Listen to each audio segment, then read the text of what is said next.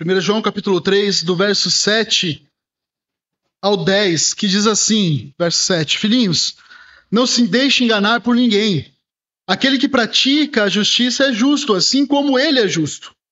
Aquele que pratica o pecado procede do diabo, porque o diabo vive pecando desde o princípio. Para isso se manifestou o Filho de Deus, para destruir as obras do diabo. Todo aquele que é nascido de Deus não vive na prática do pecado, porque nele permanece a semente divina.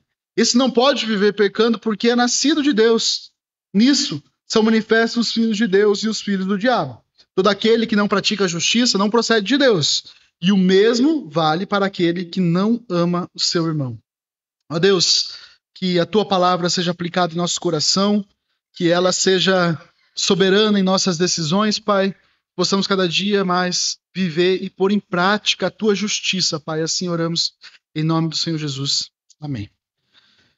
Meus irmãos, nós estamos fazendo uma série de estudo na carta de 1 João, e nessa carta, João ele aponta aos seus leitores algumas características que identificam aqueles que são filhos de Deus. Então, desde o capítulo 1, João ele traz alguns testes para os crentes fazerem, para descobrirem, saberem se realmente são filhos de Deus e para confirmarem isso na sua vida e assim então poder viver na prática da justiça, poder viver para Deus durante toda a sua caminhada, né? O que Paulo nos chama a fazer, a viver nessa vida como se fosse uma viagem, né? Uma viagem com destino final, um destino que você sabe qual é, que é a vida eterna, que é o céu celestial, mas estamos vivendo nessa vida ainda e precisamos caminhar como peregrinos, como aquelas pessoas que precisam viver já como se estivessem no reino de Deus, o reino eterno, porque já fazem parte desse reino. Então,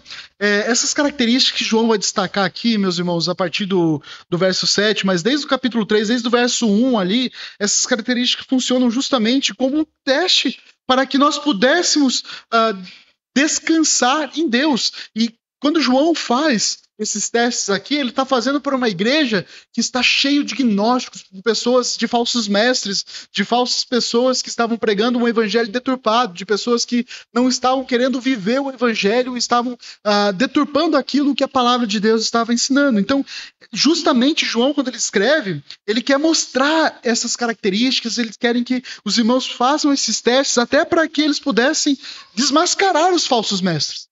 Para que eles pudessem olhar para essas pessoas e dizer assim, você é o falso mestre, você não está ensinando o evangelho verdadeiro.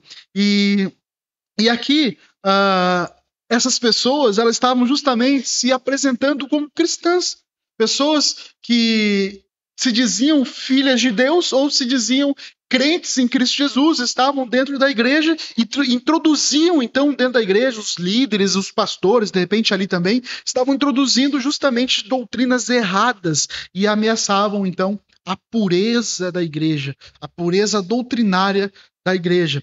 Então, resumidamente, o que nós vamos ver nessa manhã, a gente vê aqui no verso 7 que João ele traz uma ordenança, olha, não se deixe enganar, porque há entre vocês, há pessoas entre vocês que são enganadoras, pessoas que querem pregar um evangelho falso e vocês podem vencer essas pessoas, por quê? Porque o evangelho, vocês têm acesso a ele e agora vocês podem bater o evangelho, aquilo que nós estamos ensinando, aquilo que nós estamos ensinando a respeito da doutrina, vocês sabem. Então vocês podem ver que eles são falsos mestres. E João aqui no verso 7 ele diz justamente isso, não deixa enganar por isso. Né? No verso 8, João destaca que aquelas pessoas que estão do outro lado, nós temos aquelas pessoas que são filhas de Deus, pessoas que vivem para Deus e as pessoas que estão do outro lado, aqueles que procedem do diabo. E a razão de Cristo ter vindo ao mundo justamente é para vencer o diabo, ele vai dizendo no verso 8. No verso 9, ele vai falar sobre a prática da vida daqueles que são nascidos de Deus e no verso 10, então, ele vai fazer um resumo de tudo aquilo que ele falou, para tentar responder, para ver se conclui com essa resposta de qual posição aquelas pessoas estavam. E traz para nós esse entendimento também, essa pergunta que nós precisamos responder, em qual posição que eu estou. Lembra, meus irmãos, que João está escrevendo essa carta justamente para combater uma ideologia que estava crescendo muito no meio dos cristãos naquela época, que eram chamados gnósticos, porque os gnósticos, eles tinham uma intenção mesmo de enganar os cristãos de forma teologicamente errada.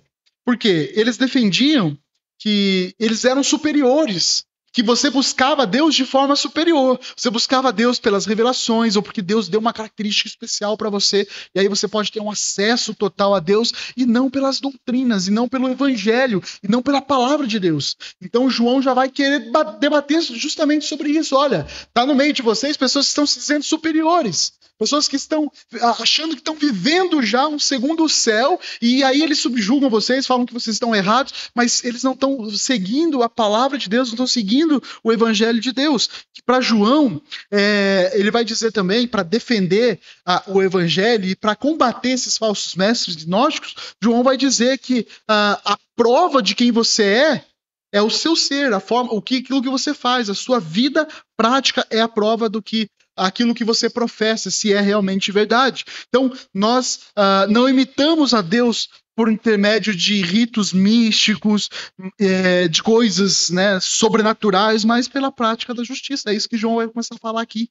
Pela prática do dia a dia, da sua vida, assim você demonstra quem você é mesmo.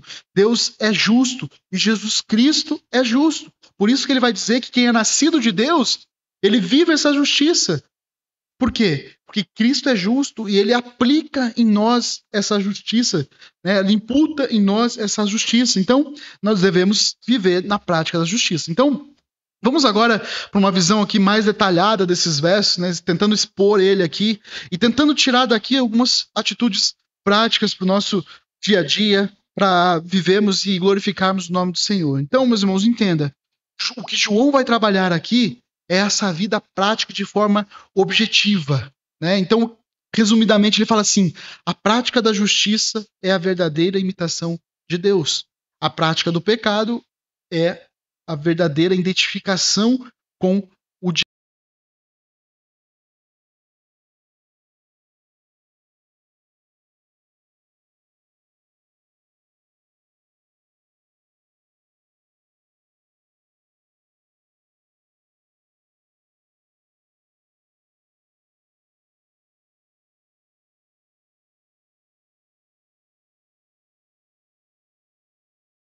Prática.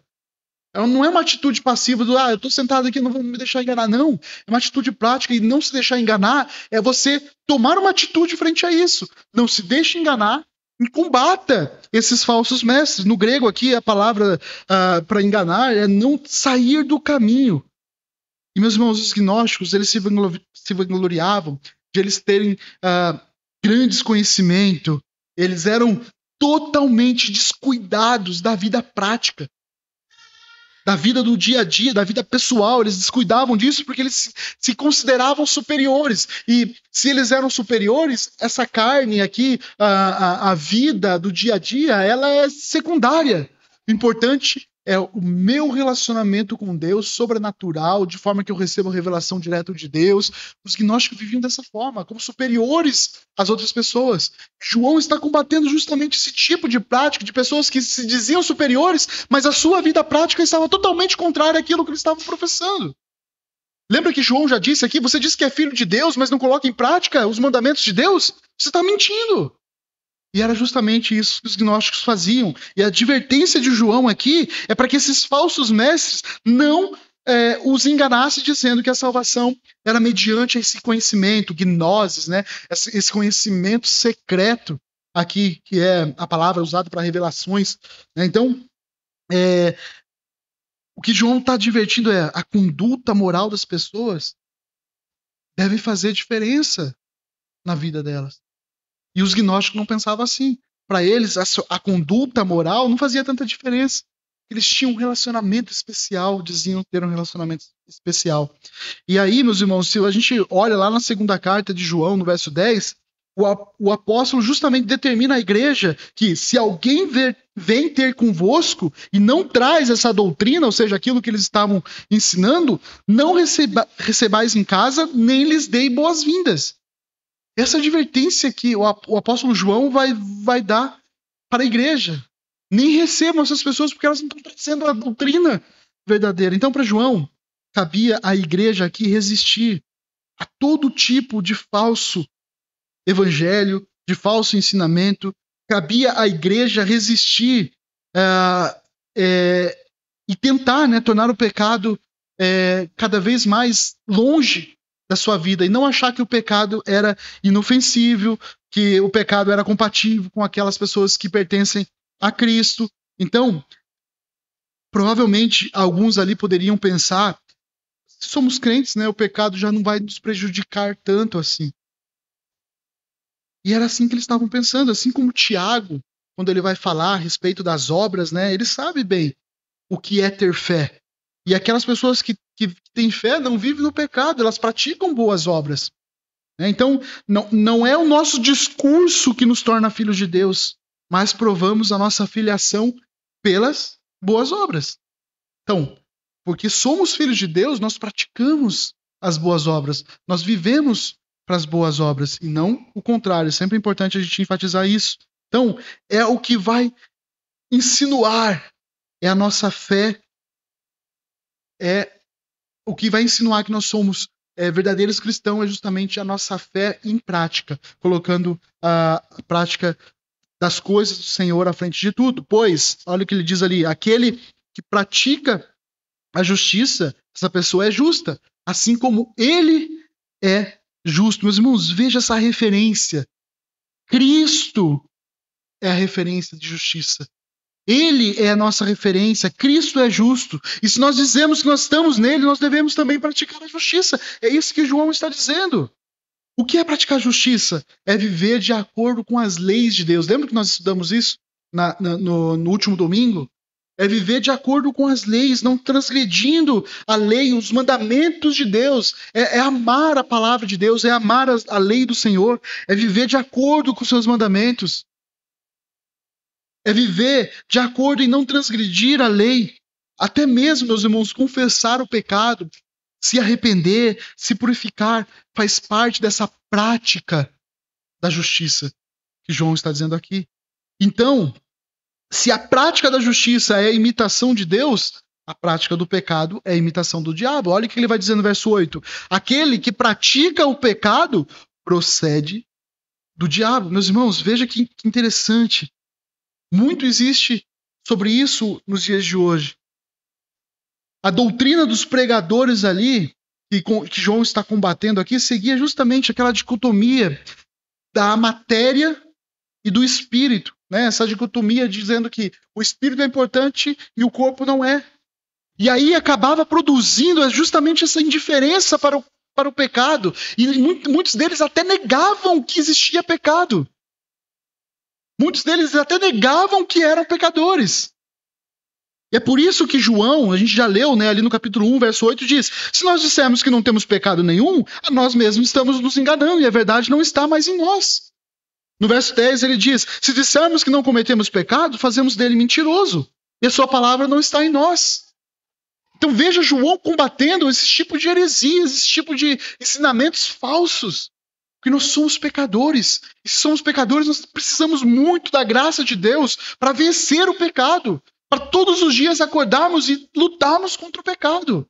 Essa é a atividade, essa é a ação nossa, não de forma passiva, mas de forma ativa. Para lutar contra aquilo que nos destrói. E o que João está dizendo aqui é justamente a prática da justiça e a prática do pecado justamente identificam a nossa paternidade. Nos dias de quem nós somos filhos. A nossa forma de viver nos diz a quem nós pertencemos. Mais uma vez, meus irmãos, não é a forma de você viver que vai te determinar de quem você é filho, que vai determinar se você é filho de Deus. Não. A tua prática de vida determina, já diz, ou melhor, a tua forma de viver é quem diz de quem você é filho.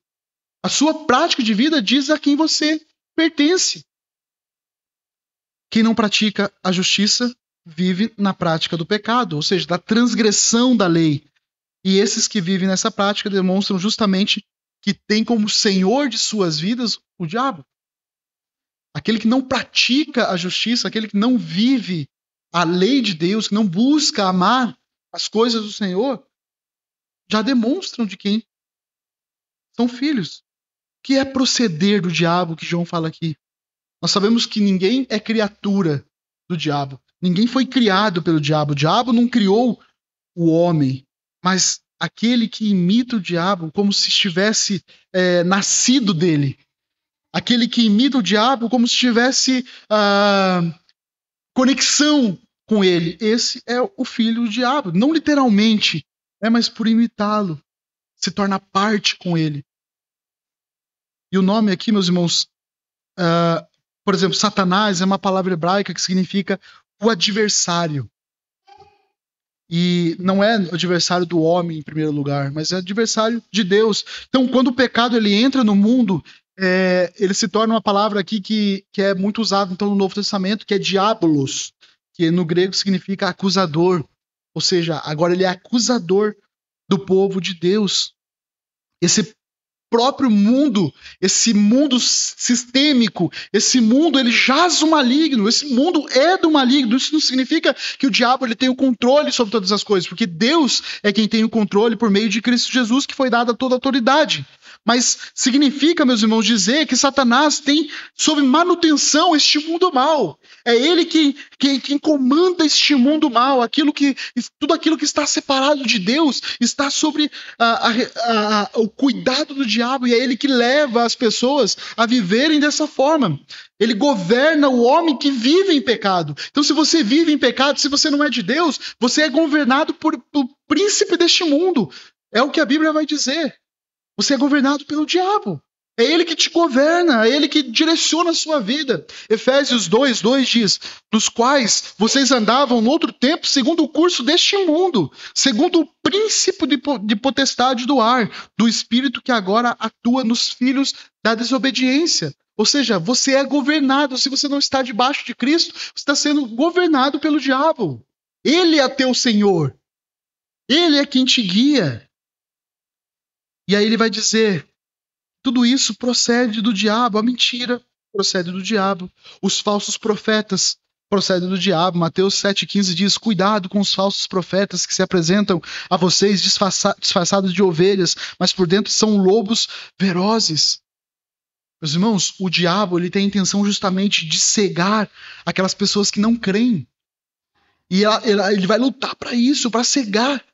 E te afastar cada vez mais de Deus. 2 Coríntios 4,4 diz, nos quais o Deus deste mundo, falando aqui do diabo, o Deus deste mundo cegou o entendimento dos descrentes para que não lhes resplandecesse a luz do evangelho da glória de Cristo, o qual é a imagem de Deus. Aqui está a prova de que ninguém nesse mundo consegue compreender e aceitar o evangelho se Cristo não abrir os olhos, se Cristo não iluminar a mente e o pensamento da pessoa, porque o diabo neste mundo, o príncipe deste mundo está todos os dias cegando os olhos da humanidade para que elas não creia, para que ela não escolha Deus, para que ela não entenda o evangelho de Deus. É isso que está acontecendo na vida daquela pessoa que não lê, mas não compreende. Aquela pessoa que você prega e não compreende. E a oração nossa, Senhor, abre os olhos. Porque ela, por si só, ela não vai conseguir. Não é pelo meu convencimento, não é pelo tanto que eu falo que a pessoa vai crer. Mas é somente pela obra de Cristo Jesus.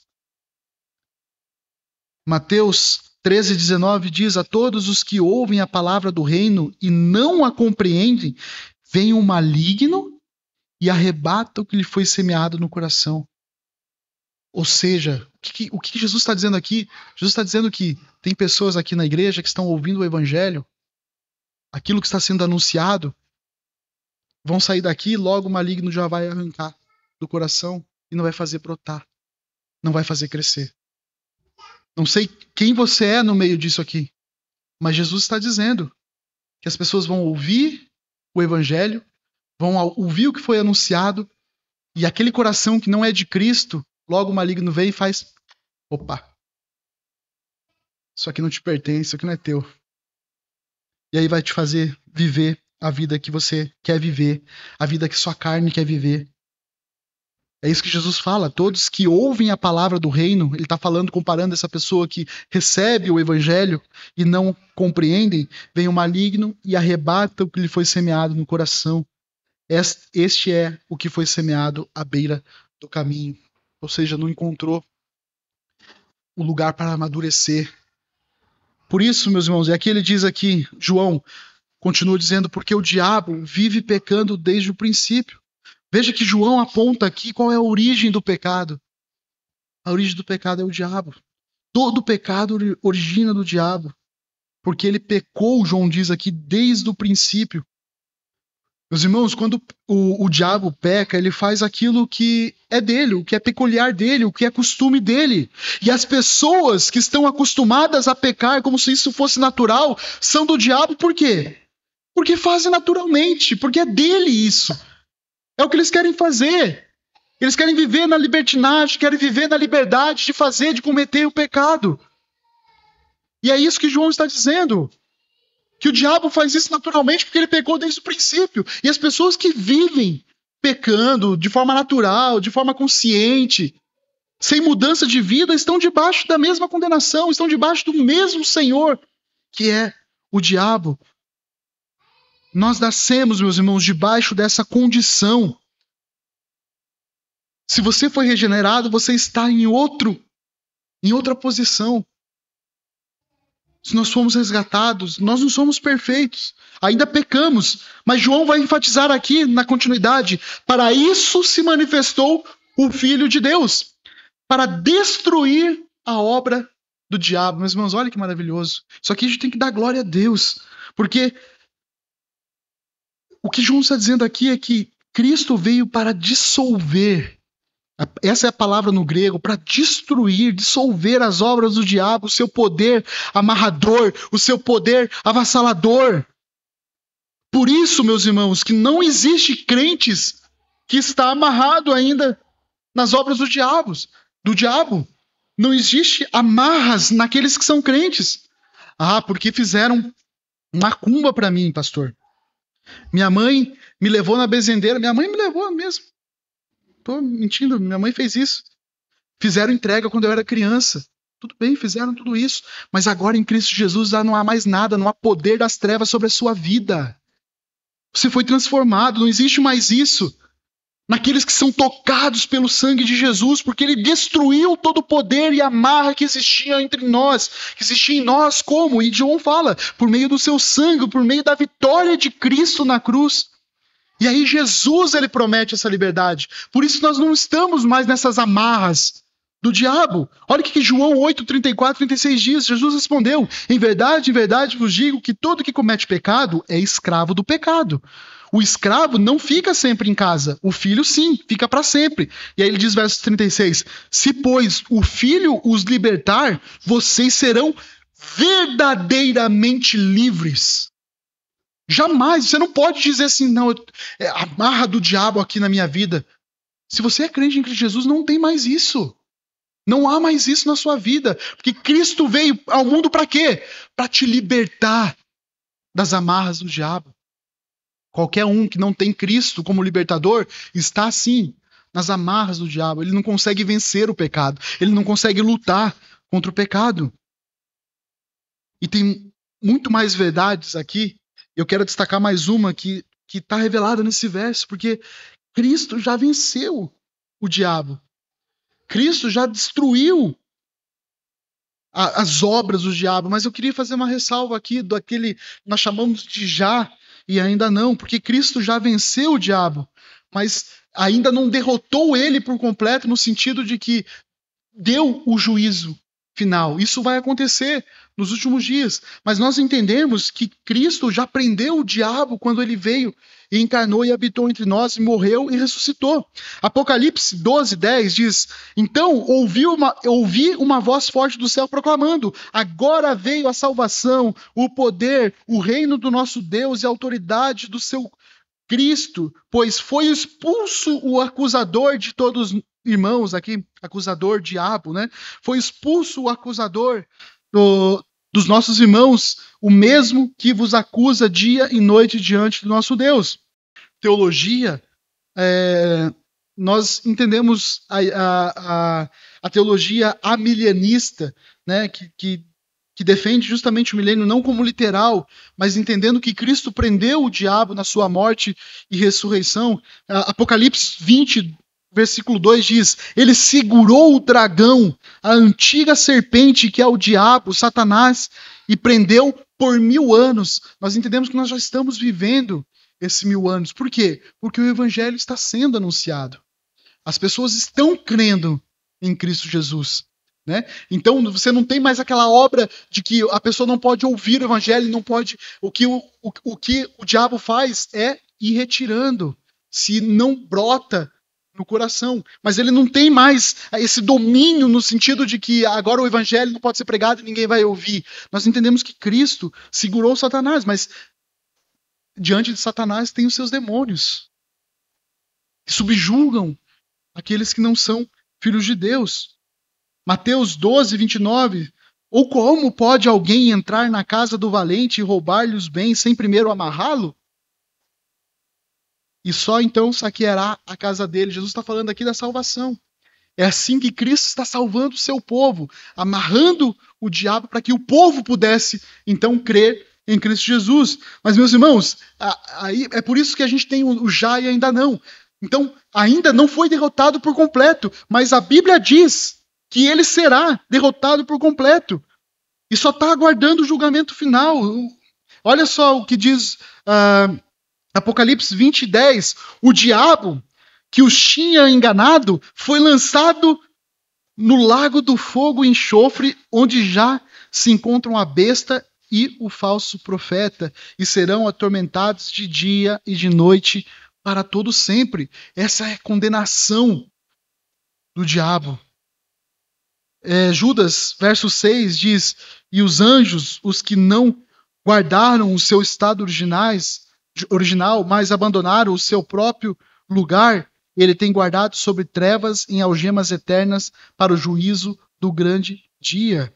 Colossenses 1,13, ele nos libertou do poder das trevas e nos transportou para o reino do seu Filho amado. Colossenses 2,15, e despojando os principados e potestades, publicamente expôs ao desprezo, triunfando sobre eles na cruz. Cristo venceu Satanás, que tinha o poder da morte. Ele tinha o poder da morte, agora Cristo venceu a morte, por isso que ele pode nos dar vida. Hebreus 2,14. Visto, pois, que os filhos têm participação comum de carne e sangue, também Jesus, igualmente, participou dessas coisas para que, por sua morte, destruísse aquele que tem o poder da morte, a saber, o diabo. Cristo tem poder sobre a vida. Ele venceu a morte e ele venceu por nós. Meus irmãos, esse é o motivo do porquê o crente não pode ficar possuído por Satanás. Porque crentes não estão mais debaixo desse reinado de Satanás. Ele sofre muitas vezes a influência, por muitas vezes se deixar, por causa desse mundo, por causa da nossa natureza. Mas jamais Satanás poderá ter novamente poder sobre a sua vida, sobre a vida do crente. Deus não permite o reinado de Satanás à alma dos seus fiéis, aqueles que são deles, somente na alma dos ímpios, daqueles que são incrédulos, os quais foram deixados a seu bel prazer, a serem governados por Satanás. Por isso, meus irmãos, todos os descrentes são filhos do diabo, é o que João está falando aqui. Porque assim como os filhos de Deus são conhecidos por portarem a imagem de Deus, do mesmo modo, aqueles que são filhos do diabo são considerados injustos. São aqueles que não praticam a justiça. João 8,44 diz assim: vocês, Jesus falando isso, vocês são do diabo, que é o pai de vocês, e querem satisfazer o desejo dele. Veja a condição do homem sem Cristo. Ele não só é filho do diabo, estão debaixo do governo do diabo, como ele quer praticar justamente as obras de Satanás, as obras do diabo. Eles querem viver para o prazer da sua carne, viver de forma que desagrada a Deus da melhor forma possível que puder desagradar a Deus. Isso eles fazem com prazer. É isso que Jesus diz. Vocês são do diabo. Ele é o pai de vocês. E querem satisfazer os desejos deles. Ele foi assassino desde o princípio e jamais se firmou na verdade. Olha o que Jesus diz, porque nele não há verdade. Quando ele profere mentira, que é o que nós falamos agora há pouco, fala do que lhe é próprio, porque é mentiroso e pai da mentira. É assim que é o diabo. E é isso que ele tenta fazer com os demônios, justamente daqueles que não estão debaixo da graça de Cristo Jesus, estão vivendo essa poluição cada dia mais, entrando na sua vida e aumentando e aumentando e amando o que estão fazendo, desejando aquilo que eles estão fazendo. E agora, meus irmãos, no verso 9, João vai destacar que a prática do pecado é impossível para aqueles que são filhos de Deus. Então veja, ele fala da natureza daqueles que são filhos de Deus, né? E ele falou atrás da natureza daqueles que são filhos do diabo, ou seja, naturalmente as pessoas mentem, naturalmente as pessoas vivem no pecado, e vivem, e vivem, e vivem, naturalmente. Por quê? Porque é natural delas, elas querem fazer isso, mas existe uma natureza transformada, que é o que João vai falar agora. Aqueles que são filhos de Deus jamais podem viver na prática do pecado. Olha o que diz, verso 9. Todo aquele que é nascido de Deus não vive na prática do pecado. Pecar aqui, meus irmãos, está no presente contínuo. Isso no grego é muito bom porque nos ajuda a interpretar da forma correta. O que João está dizendo aqui, o que significa é que o cristão ele não pode viver nessa prática, no hábito do pecado. Não está dizendo que o ser humano, que o crente, ele não é pecador, porque senão ia em contradição do que ele tinha dito, que todos nós somos pecadores. Mas está dizendo que o crente agora, diferente do mundo, não vive nessa prática do pecado deliberadamente e não vive amando mais o pecado como amava sem Cristo Jesus, sem Deus. Não podemos deixar o pecado ser um hábito em nossa vida. Lute para que ele não seja. Peça a Deus diariamente forças para vencê-lo. Meus irmãos, essa é a minha oração diária. Porque eu sei que eu sou pecador, os meus pensamentos são ruins, os meus pensamentos não agradam a Deus. Eu tenho que pedir todos os dias, Senhor, me perdoe. Trabalhe no meu coração, trabalhe na minha vida, para que eu possa vencer o pecado. Para que eu não viva mais dessa forma. Meus irmãos, essa é a oração que nós devemos fazer diariamente. Eu, como pastor, não sou melhor do que vocês, não. Vocês precisam orar por mim, eu preciso orar por vocês, para que juntos a igreja do Senhor vença cada dia mais a influência do maligno. Porque ele não pode nos dominar, mas nós podemos vencer ele. Por meio de Cristo Jesus, lute para que o pecado não seja constante na sua vida. Pode haver pode ser que vai ter momentos em que nós seremos alarmados por isso, que nós somos de barro, que nós estamos sendo moldados.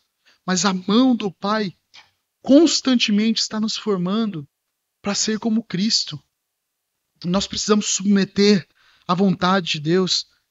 O que João está dizendo é que aquele que é nascido de Deus, a palavra nascido aqui é gerado, aquele que é nascido, gerado de Deus, não vive mais na prática, no hábito do pecado. Isso não pode mais agradá-lo, isso não pode ser mais rotina na sua vida. Nós já vimos aqui que nascidos de Deus, nos versos anteriores que nós lemos, são aqueles que nasceram da vontade de Deus e não da vontade da carne, não do sangue. É tão interessante porque ele está dizendo assim, os nascidos de Deus não é você que nasceu da sua mãe. Não, você é nascido de Deus. Não é nascido de sangue, não é nascido da carne, mas nascido de Deus, ou seja, do alto. Aqueles que nasceram de novo, nós chamamos isso de regenerado. Eu nasci de novo. Nasci de Deus. Agora, uma nova vida, um novo pensamento, metanoia, a palavra metanoia de Romanos, né? Nova mentalidade. E é isso, meus irmãos, que são é essa a vida daqueles que são filhos de Deus. Uma nova mente diante do pecado. Ele olha para o pecado e aquele não pode mais trazer alegria para ele. Tem que trazer tristeza. Toda vez que encosta essa cabeça no travesseiro, isso tem que trazer tristeza. A obra de Cristo naqueles que são nascidos de Deus só será completa na glorificação. É por isso que nós pecamos ainda, por isso que nós somos pecadores. Permanece ainda dentro de nós, naqueles que são nascidos de Deus, resíduos ainda dessa velha natureza pecaminosa, de forma que ainda nós não estamos livres completamente do pecado. Ainda cometemos pecado. Mas já vimos aqui que Cristo venceu por nós. Quando nós pecamos, lembra, gente, em João mesmo vai dizer, nós temos Cristo como nosso advogado. Quando nós pecamos, ele está falando lá, não vivam na vida do pecado, não vivam constantemente pecando, mas se acontecer, então ele está dizendo que existem pecadores, que somos pecadores, mas se acontecer, nós temos um sumo sacerdote, nós temos um advogado diante de Deus, que já não nos condena mais por esses pecados. Então, às vezes pecamos, mas por causa da nossa natureza ainda, mas a nossa luta é constante. E enquanto a pessoa que pratica o pecado tem Satanás como pai, o crente que nasceu de novo sabe que Deus é seu pai e ele é santo. E ele não pode mais viver no pecado. Ele tem que lutar contra o pecado, é isso que ele diz aqui na sequência, porque nele permanece o quê? A semente divina. Meus irmãos, olha que maravilhoso. Assim como o filho natural cresce com a característica do pai, com a semente do pai, com a semente da mãe ali, e essa palavra no grego é sêmen. Ele está falando de vida, de semente mesmo. Assim como nós nascemos com a característica do nosso pai, aquele que nos gerou, quando nós recebemos a nova vida em Cristo, nós morremos para o velho homem e nascemos de novo. Agora nós devemos buscar e ser e ter a característica daquele que nos gerou. Aqueles que não nasceram do sangue e da carne, mas do Espírito. Aqueles que nasceram de Deus. Palavrinha sêmen aqui. Nós temos agora a semente de Deus. Ele agora é o nosso Pai Celestial, ele é a nossa referência de Pai que nós devemos imitar. A divina semente aqui é a palavra de Deus, que habita em nós. Fomos gerados dessa semente incorruptível, né, que nós vemos no Novo Testamento. Por causa do novo nascimento, agora nós somos chamados filhos de Deus. E, meus irmãos, Deus é santo. E nós devemos carregar essa imagem do nosso Pai. João nos relembra dessa palavra de Jesus, né? Que nós somos filhos de Deus. Que nós não somos mais deste mundo. E que podemos chamar Deus de Pai. Mateus 7,18 diz: não pode a árvore boa produzir maus frutos, nem a árvore má produzir bons frutos. Qual é a árvore que você está? Qual posição que você está? Você não vai gerar frutos bons se você estiver na árvore má. Jesus disse isso. O crente em Cristo Jesus, o Filho de Deus, ele produz bons frutos. E ele demonstra esses bons frutos. Por quê? Porque fazem parte da videira verdadeira. Da videira que é Cristo Jesus. E dão bons frutos. Os irmãos, isso significa que o crente, ele não irá e nem poderá se entregar ao pecado deliberadamente. Porque é incompatível com aqueles que são filhos de Deus. Por causa desse princípio divino que vive no seu coração. Por isso que nós estávamos estudando há um tempo atrás sobre justificação. E a justificação é somente pela fé, e a fé em Cristo Jesus. Não é pelas obras que nós somos justificados, não é pelas obras que nós somos salvos. E aí alguém pode dizer, mas pastor, você não vai falar das obras? Eu não vou falar das obras agora, porque a obra é consequência de quem é filho de Deus. Se você faz boas obras, entre aspas, para obter a salvação, você não vai obter. Porque você não é filho de Deus. Tudo que está vindo é de uma árvore má. Os frutos que estão saindo é de uma árvore ruim. Mas em Cristo Jesus, nós agora fazemos parte da árvore verdadeira, árvore boa. Agora nós damos frutos, e muitos frutos. Não é isso que diz em Gálatas? Nós damos frutos, mas frutos porque nós estamos em Cristo, e frutos bons.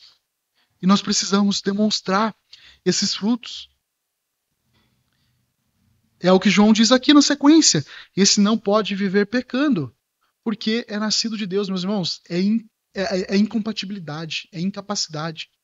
Se você é filho de Deus, você não pode viver pecando, porque isso está incompatível com ser filho de Deus. No grego aqui, o verbo, mais uma vez, expressa essa ação contínua. Não é uma coisa única, né, que acontece de forma acidental. Mas aqueles que vivem pecando, viver pecando, né? A NAA conseguiu trazer essa palavra, mas tem alguns versos que diz no pecado, né? Aquele que peca, né? Não é nascido de Deus, mas a palavra correta aqui no grego é viver pecando, é um ato contínuo, ou seja, crente não pode pecar e considerar isso normal e continuar a sua vida sem isso incomodar a sua vida. O pecado tem que nos incomodar. E como não vivemos pecando, meus irmãos? Isso aqui é questão prática.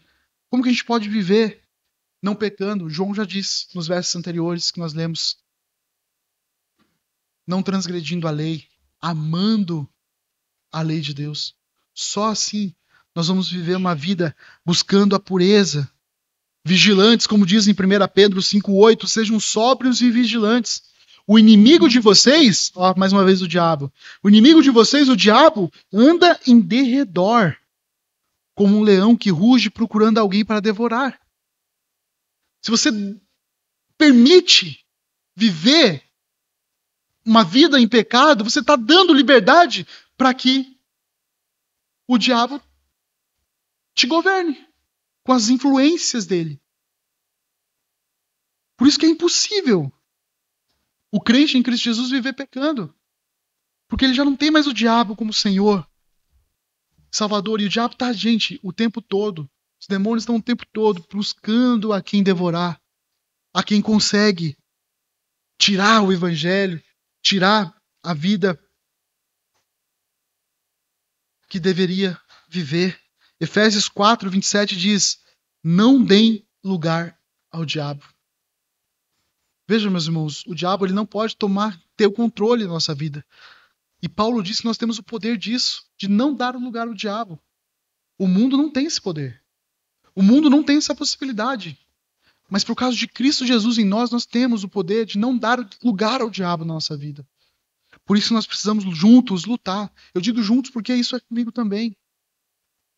Essa oração é para mim também. Esse texto é para mim também.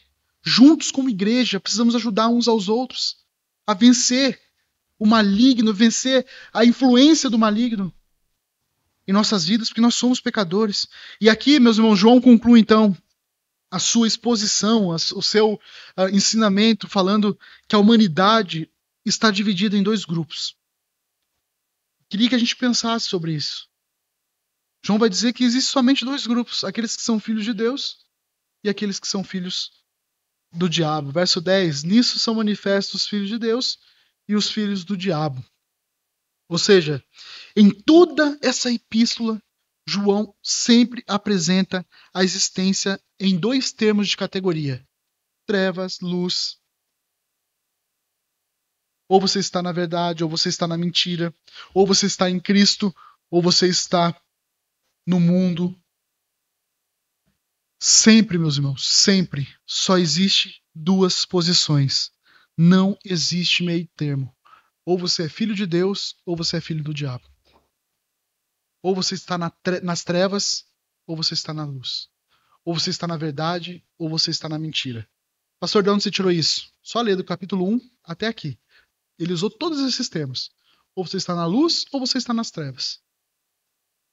Ou você é filho de Deus, ou você é filho do diabo. Ou você está na mentira, ou você está debaixo da verdade. E essa é a reflexão que nós precisamos fazer. Eu gosto de contar como ilustração. Eu vi uma imagem uma vez, mas faz total sentido. Onde de um lado estava o diabo, do outro lado estava um anjo do Senhor, e no meio tinha um muro onde estava um indivíduo. E aí o anjo falando: venha para esse lado, vem, pula aqui, vem aqui para esse lado. E aí o indivíduo ficou incomodado, porque ele olhava pro diabo e o diabo não fazia nada. E ele perguntou pro diabo: por que você não faz nada? Que o anjo está me chamando para ir, e você não faz nada. Ele fala: não preciso fazer nada porque o muro é meu. E a indecisão é do diabo. Estar indeciso é do diabo. Se você não sabe o caminho que você vai, você não está debaixo de Deus. Está debaixo do diabo. Quer ficar na indecisão? Você está debaixo do senhorio do diabo na sua vida. Como sabemos qual categoria nós pertencemos? João responde: todo aquele que não pratica a justiça não procede de Deus. O que João está dizendo é que os verdadeiros cristãos são reconhecidos pelo fato de não viverem pecando, enquanto os falsos crentes eles fazem isso e fazem com prazer, enquanto os falsos mestres falam, ensinam aquilo que não é a palavra de Deus. Filhos do diabo não praticam a justiça, ou seja, habitualmente pecando, habitualmente não amam a lei de Deus. E ele diz mais: não amam o seu irmão. Esses não procedem de Deus, mas do diabo. Se você fica assustado, meus irmãos, se você, meu irmão, fica assustado com essa afirmação de quem não pratica a justiça, não é filho de Deus, não procede de Deus, eu acho que certamente João cumpriu o seu propósito aqui, que é para a gente ficar assustado mesmo. Isso é muito bom, graças a Deus por isso. Da mesma forma que aconteceu com Isaías, quando ele olhou para a santidade de Deus, lembra? Quando ele vê a santidade de Deus, o que ele diz? Meu Deus, o que será de mim? Pecador. O que será de mim? Olhos impuros que viu a santidade. O que será de mim? Bocas impuras. O que será de mim? E a gente tem que ficar assustado mesmo diante da santidade de Deus. Entender que o pecado não é trivial. O pecado fere justamente a santidade para a qual Deus nos chamou a ser. A buscarmos a santidade. Buscarmos uma vida prática de justiça, de santidade. Nós vamos estudar mais sobre santidade aqui na IBD. Venha participar conosco. O irmão Otávio vai estar dando mais sobre esse tema. Meus irmãos, precisamos lutar. A igreja precisa lutar por aquilo que é impuro, contra aquilo que é impuro. Na igreja não pode prevalecer a fria ideia de que pecamos. Somos filhos de Deus, podemos pecar à vontade. Jamais. Nós somos filhos de Deus e por isso que nós não podemos pecar. Precisamos lutar para, como filhos de Deus, sermos cada vez mais puros, santos. Meus irmãos, cada pecado, cada pensamento impuro, palavra mentirosa, é justamente resquício dessa influência do diabo. Os que são filhos de Deus não se deleitam nisso. Os que são filhos do diabo vão se deleitar e vão se lambuzar de tudo isso. Mas nós nos incomodamos, que são filhos de Deus, luta contra, é isso que João está falando.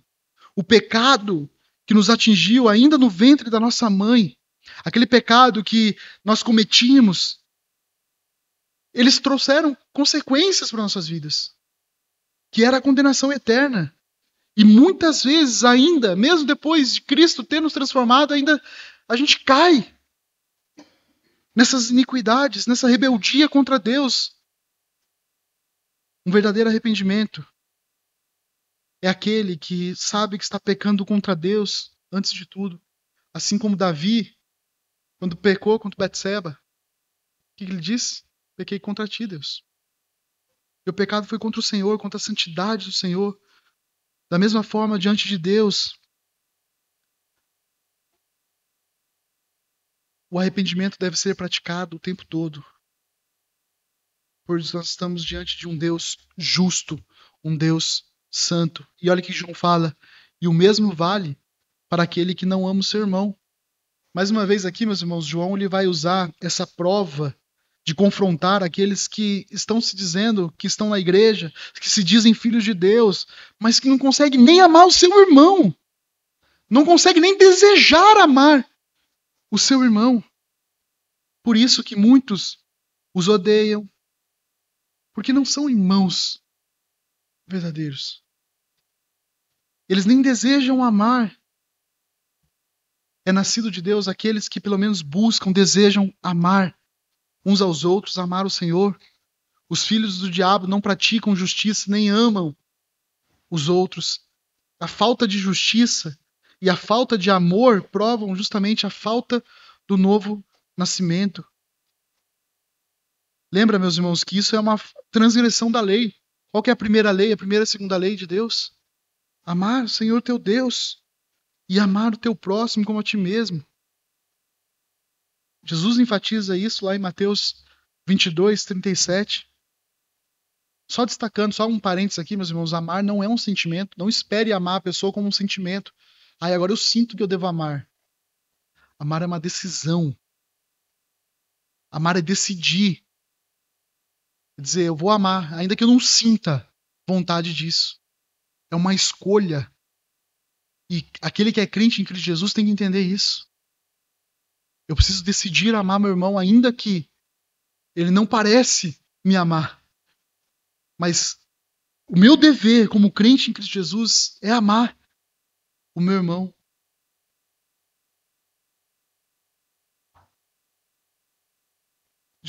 João vai falar muito sobre isso nos próximos versos, quando nós formos estudar. Mas muitos filhos do diabo, eles convivem na igreja. Eles ouvem a palavra, entoam hinos, cantam, às vezes dominam muito bem o linguajar cristão. Há alguns até mesmo que se vangloriam. Senhor, Senhor, porventura não temos profetizado no teu nome, não profetizamos, não expulsamos demônios, no teu nome não fizemos muitos milagres. Está cheio de pessoas assim dentro da igreja, dentro das igrejas. Augusto Nicodemos, ele diz que durante os cultos em uma igreja local, todos parecem cristãos. Assentados, ouvindo a palavra, cantando, participando do culto.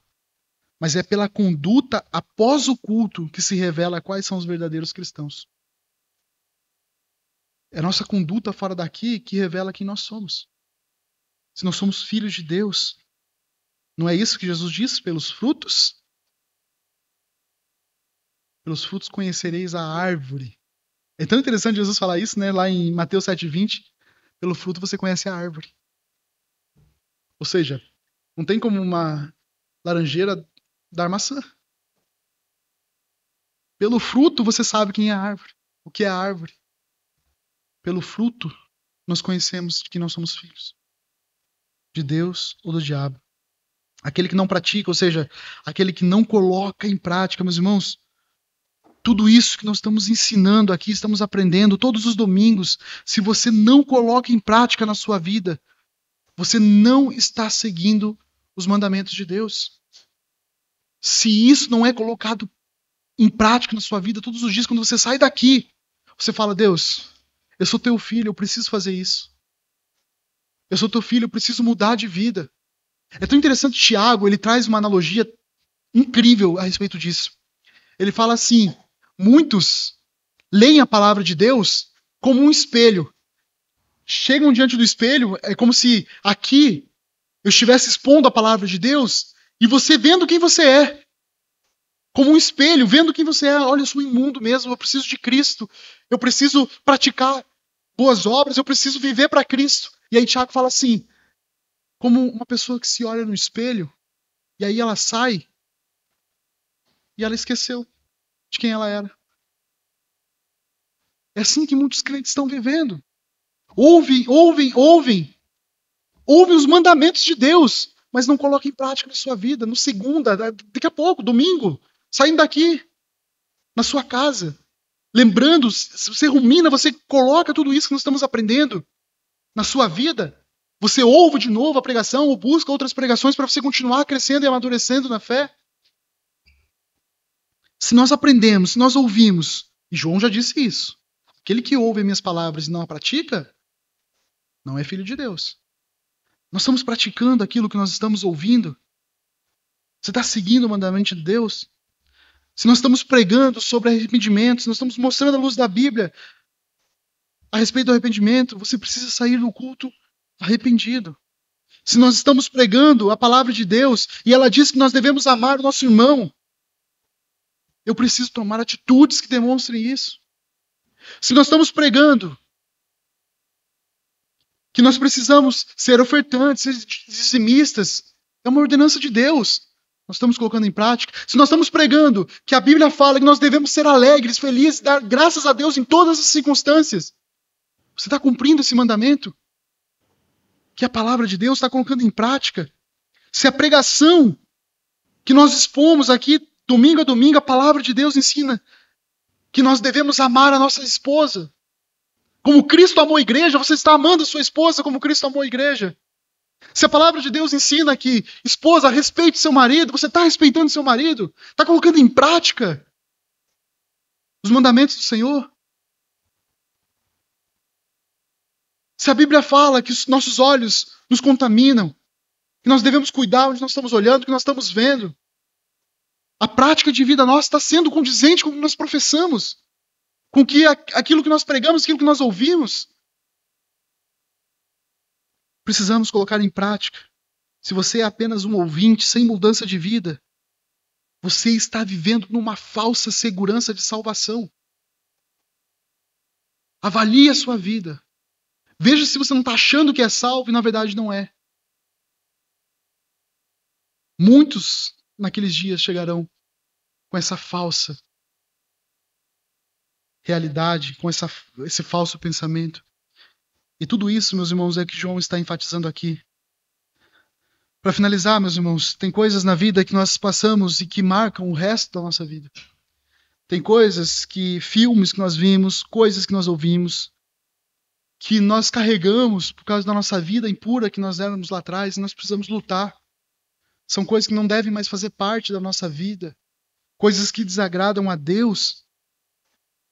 Eu quero tentar o máximo possível poupar meus filhos disso. Cuidem dos filhos de vocês.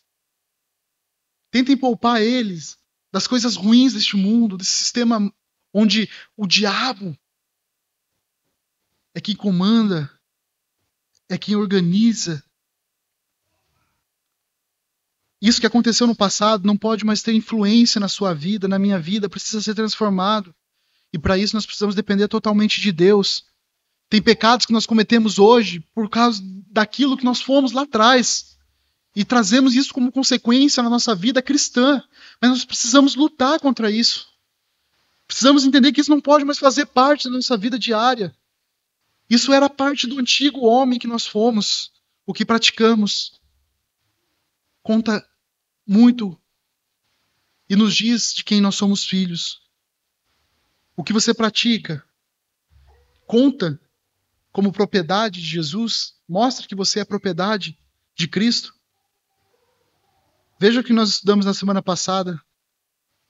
Se Cristo se manifestou para tirar os pecados e para destruir as obras do diabo, quantas vezes você deixou ser manipulado pelo pecado, pelo desejo da sua carne? Cristo vai se manifestar pela segunda vez, como nós vimos na pregação passada, e nós seremos como Ele é.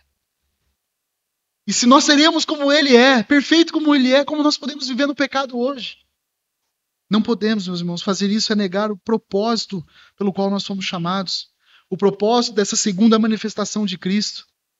Se quisermos ser leais à vinda de Cristo, nós temos que nos preparar aqui para essa volta de Cristo, nos purificar como Ele é puro, agindo assim como Ele é, porque nós nascemos de Deus.